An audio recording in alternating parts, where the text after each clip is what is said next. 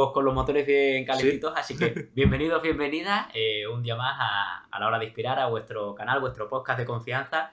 Hoy, ¿a quién tenemos, Víctor? Cuéntanos Hoy un poquito. tenemos al doctor Alberto Blázquez, doctor en Ciencias del Deporte, llamado doctor en la vida, porque es increíble el ratito que llevamos hablando con él. Yo ya me siento inspirado, ya necesito saber más. Pero que cogía el detrás de la cámara y sí que lo ponía, porque hemos empezado hablando de su perfil de Twitter, de los acertijos, que no entréis porque os vais a tirar como nosotros todo el café dando vueltas y os vais a frustrar con alguna que otra, porque llevamos un buen ratito peleando. Te va a ir una hora fácil porque, madre mía, súper interesantes todo, las reflexiones. Digo, si es que casi hacemos un scroll y vemos sus frases para ya a la hora de inspirar. Sí, habíamos pensado incluso de los acertijos, lo ponemos en el speedrun, pero es que nos vas a pillar. A ti se te ve experto y sé que si no lo haces vamos a quedar nosotros un poco mal. ¿Qué tal, Alberto? Bienvenido. Genial, muchas gracias, muchísimas gracias por la invitación y bueno, por formar parte un poco de vuestra familia, de todos estos invitados que van a pasar por aquí. Y nada, vamos a poner nuestro granito de arena, ¿vale? Nuestra pequeña aportación, si ayuda a alguien, pues genial. Maravilloso. Pues vamos a comenzar con el primer bloque, ya lo hemos hablado antes, estamos manteniendo porque queremos que sean las mismas preguntas o muy parecidas para ver los distintos pensamientos de los distintos invitados ante las mismas situaciones y planteamientos que os lanzamos. Y la primera sección se llama de película y por ello la primera pregunta que tiene que ser sí o sí que nos hables de quién es el protagonista de tu película. Interesante pregunta. Pues de mi película... Fíjate que recientemente mi hija estaba hablando de una película que la han puesto, ¿no? En busca de la felicidad, ¿no? De Will Smith, ¿no? Y bueno, pues creo que sería lo más cercano a mi realidad, ¿vale? Es decir, el protagonista, pues un niño que nace en una familia muy humilde y que desde muy temprana hora, pues comienza a entender que la vida forma parte de lo que pueda hacer, porque sus recursos son esa misma persona y que tiene que valerse como pueda, ¿no? Y recuerdo siempre, bueno, pues pequeñas frases que a lo mejor un compañero, un vecino de tu infancia te dice y te dice ahora y cobra una dimensión que no te puedes imaginar, ¿no? Y estoy recordando la última de un vecino y me dijo, Alberto, dice, yo me acuerdo de ti, dice, que eras muy creativo. Y yo digo, ¿por qué? Dice, sí, yo me acuerdo de pequeño que tenías con un palo, cogías con las pinzas y con una goma y hacías como una especie de tirachina o de escopeta, ¿no? Algo así, ¿no? Por decirlo de alguna manera, ¿no? Y dice, con eso lanzabas y le podías poner las latas y tal, y no sé cuánto, y digo, y me pensé, digo, pues no había caído yo en que alguien se hubiera fijado en ese tipo de cosas, ¿no? Y a raíz de ahí, pues bueno, la vida ha sido un poco ir buscando,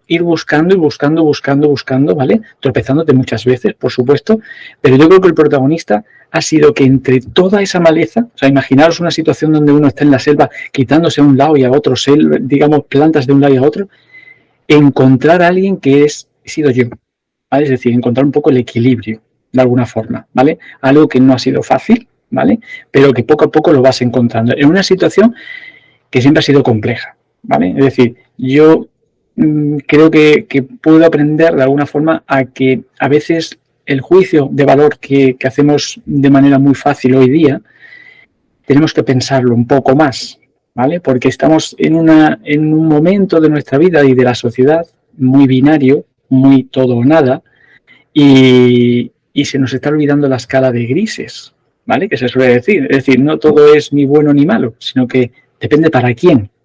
Y es un poco el protagonista de mi historia, en el que aún está buscando un poco esa felicidad, pero en la que cada vez lo va encontrando en lo simple. Y además lo termino con una experiencia que ha sido hace unas semanas y que me impactó mucho porque mi hija me dijo, papá, dice, me he dado cuenta, dice, que el otro día te estabas tomando una merienda, estabas con un café, con una magdalena, viendo un trocito de una película, dice, te veía tan feliz. Y yo en ese momento digo, pues es verdad, pues no había tomado conciencia de ello.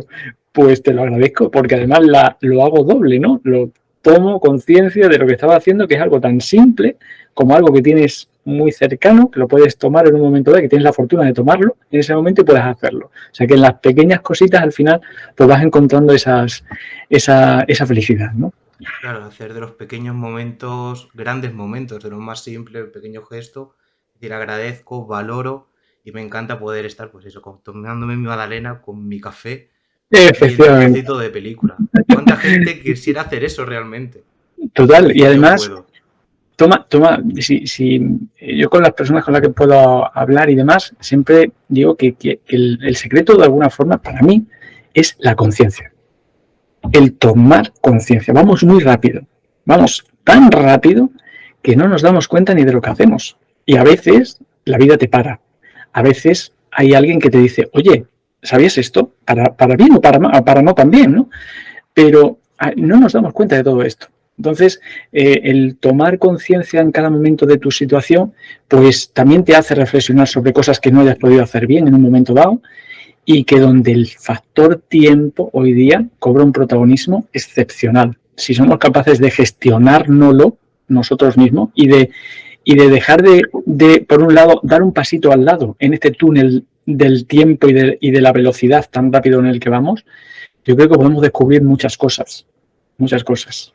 A mí me quedo con la palabra de consciencia y el que tenga gente alrededor que sea capaz de valorar desde fuera lo que has dicho, para lo bueno y lo no tan bueno, pero siendo dentro de la película, pues los coprotagonistas, que están ahí también para apoyar y decirte, genial, te he visto disfrutar, o oye, esto lo enfocaría de otra manera. Eso me parece Totalmente. muy chulo, muy bien. Sí, porque además, a ver, hay percepciones que se te escapan.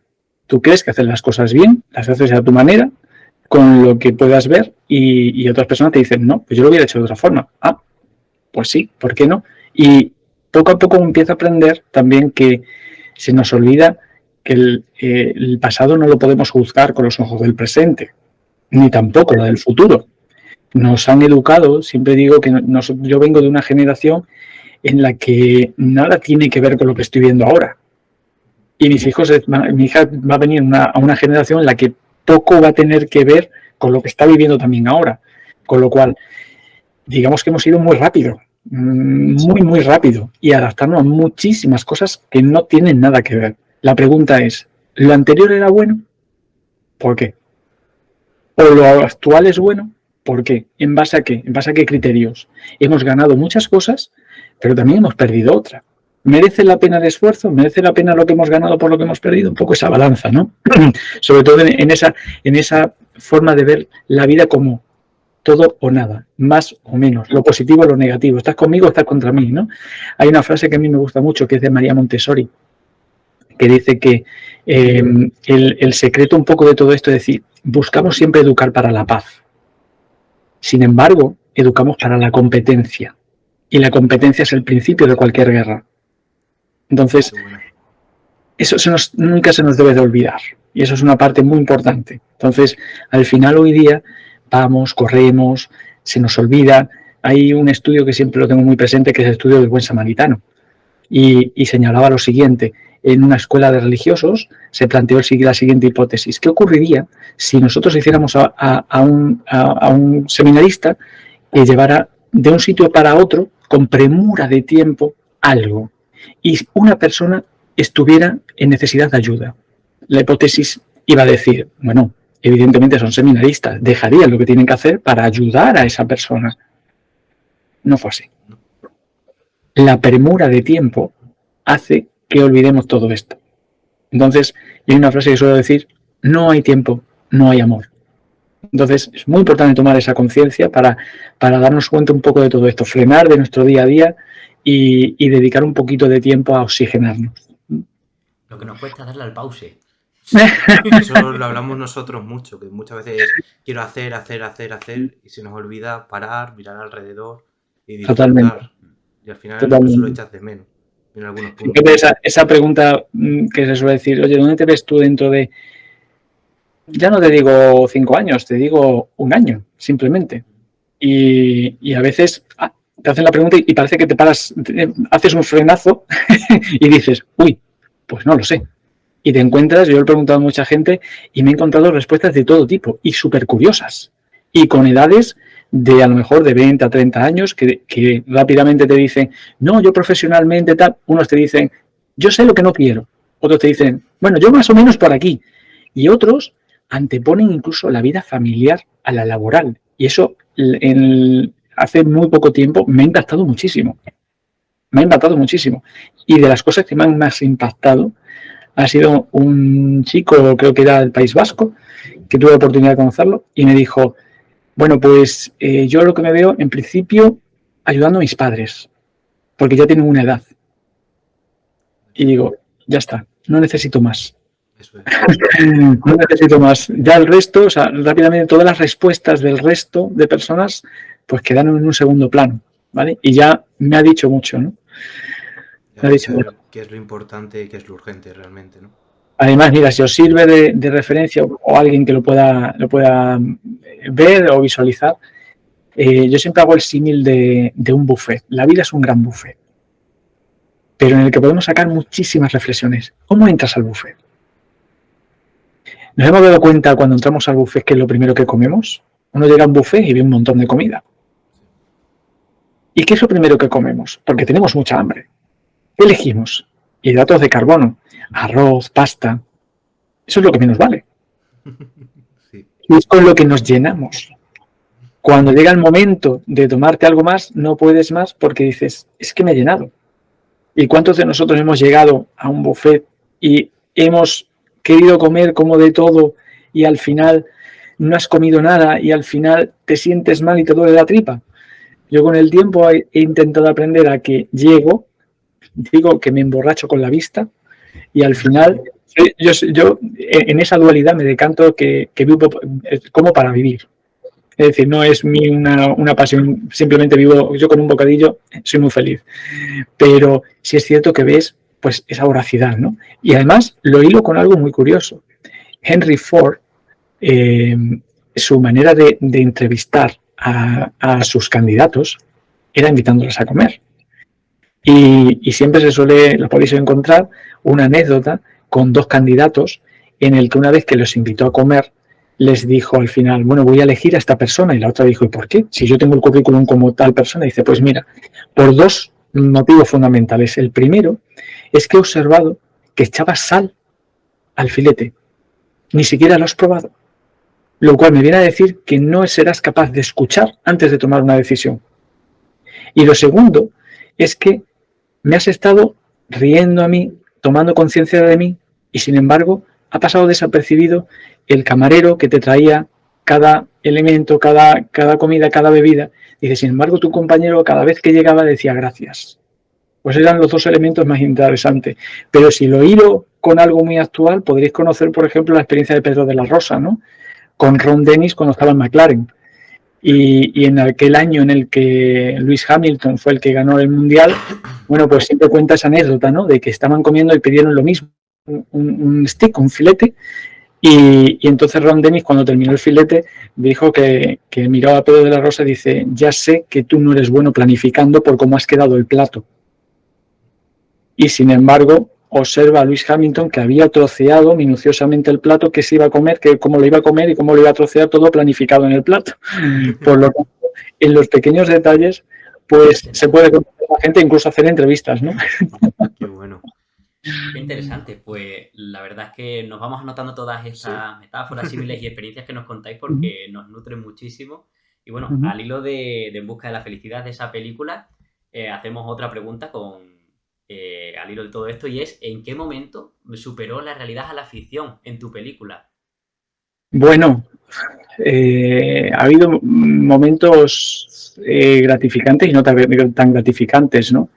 Digamos, la enfermedad de mi padre superó con creces, fue un momento, fueron casi 2 años y algo, y fue complicado. Todavía tengo recuerdos de salir de una clase y volar porque tenía que llegar a tal sitio y para, o bien, si se había caído, si tal, necesitaba ayuda, y levantarte por la mañana con el corazón pendiente de un hilo, con la mente en dos sitios permanentemente. Siempre tengo el recuerdo de impartir clase y hacer este gesto.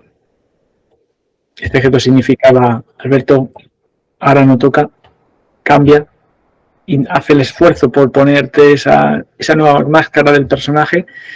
Y lo bueno de todo es que cuando cambiabas y regresabas de esa máscara, algo había quedado, esa máscara, no voy a decir Joker, ¿no? Pero algo parecido, esa máscara de alguna forma te ayudaba a salir, ¿vale? O sea, con ese esfuerzo, pero era tomar conciencia de decir, uff, no puedo ir con todo el peso a todos lados, ¿no?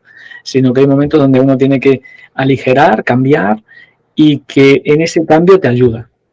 Quizás ha sido de los momentos más duros, más complicados y sostenidos un poco en el tiempo, y eso te hace bajar un poco la guardia, te hace ser como el mundanal ruido, que a veces se nos olvida, que de aquí para adentro somos muy parecidos, por no decir iguales, todos tenemos un corazón más o menos, ¿no? Pero sobre todo quedarnos y te conecta un poco con tu yo. Pues es que justo la última pregunta habla de cuál era el nudo más complicado que habías pasado y el cómo lo superaste, sobre todo porque muchas veces lo que hacen otras personas nos puede valer a nosotros. No a todo el mundo le vale lo mismo, pero sí que podemos tomar nota de pequeñas acciones que hacen los demás y que nos pueden aportar. No sé si sería la misma respuesta que nos has dado ahora. Sería una respuesta similar, pero si algo, por ejemplo, a mí me ha servido, ¿vale? Y yo recuerdo de pequeño, a mí me servía mucho el intentar conocer un poco más sobre lo que te estaba ocurriendo, ¿vale? Es decir, yo tengo recuerdo de haber leído muchos libros, sobre todo de autoayuda, ¿vale? Quizás donde estoy ahora es fruto también parte por todo ese mix, ¿no? Es decir, y cada vez indagabas más, y cada vez indagabas más, y de cosas que eran parecidas, pero ya no era lo del inicio, sino que te abría una siguiente puerta, ¿no? El hecho de poder tener esos momentos de reflexión, esos momentos de conexión, el poder, lo que estáis haciendo vosotros ahora, el poder ver y compartir como con personas, todos tenemos problemas y cómo intentamos solucionarlos, de alguna manera yo diría, primero acción, el movimiento, soy de educación física, y diría que el movimiento te hace desconectar un poco, ¿vale? Evadirte. Es decir, hay un problema muy grande que es cuando nos quedamos parados, ¿vale? Observar algo muy interesante. Hoy día todo está a golpe de clic, ¿vale?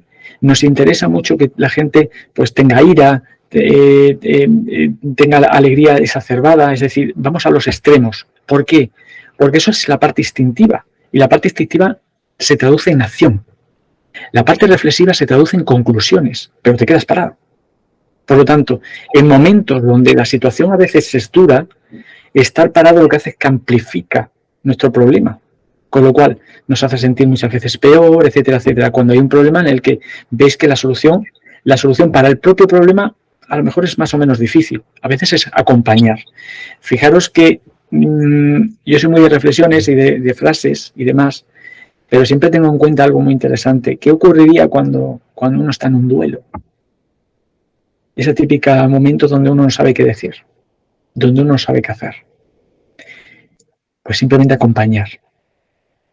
Hay veces que pensamos, tú puedes salir adelante, hay veces que no puedes. Hay veces que no puedes salir adelante. Hay veces que no te apetece salir adelante, ¿vale? Y yo diría que es el momento de desdoblarse. Y como si fuéramos el duelo de alguien, en ese momento ese ser querido, decir, estoy aquí, simplemente estoy aquí. Recientemente estuve leyendo la experiencia del llamado hombre milagro en Reino Unido, si no recuerdo mal, y él contaba su experiencia de que por una enfermedad que tenía, él no había visto la luz, la famosa luz, pero dijo algo muy interesante, y es que se desdobló, él sabía que estaba fuera, y estuvo percibiendo a la gente. O sea, con lo cual es algo como al lado de, ¿vale? Es decir, algo muy parecido a lo que las películas muchas veces nos han expuesto, ¿no? Pues su experiencia era muy similar a eso.